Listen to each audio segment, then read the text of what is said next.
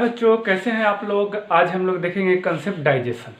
Okay, digestion means the conversion of largest molecule into simplest one wherever it is used.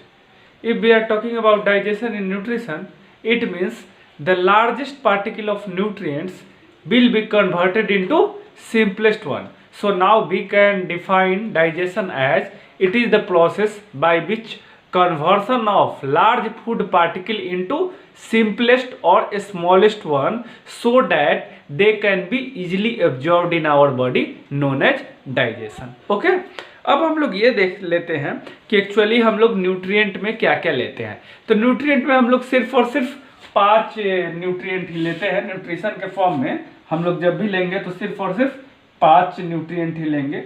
वो कौन कौन है वो हम लोग देख लेते हैं। ठीक है, देखिए, तो उसमें सबसे पहले जो हम लेते हैं वो क्या लेते हैं बच्चों, carbohydrate. Second one is protein, third one is fat, fourth one is vitamin and fifth one is minerals.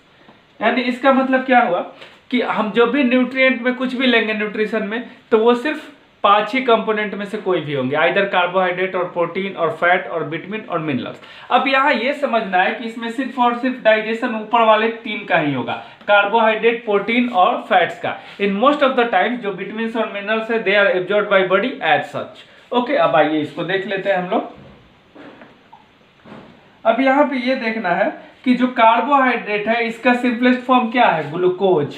यानी carbohydrate either in form of disaccharide और polysaccharide, either in form of starch और sucrose, it will be finally converted into glucose. और glucose में अगर carbohydrate change हो गया तो हम लोग बोलेंगे कि बॉडी में पूरी तरह डाइजेस्टेड हो गया, अब इसको एब्जॉर्ब होना बाकी है।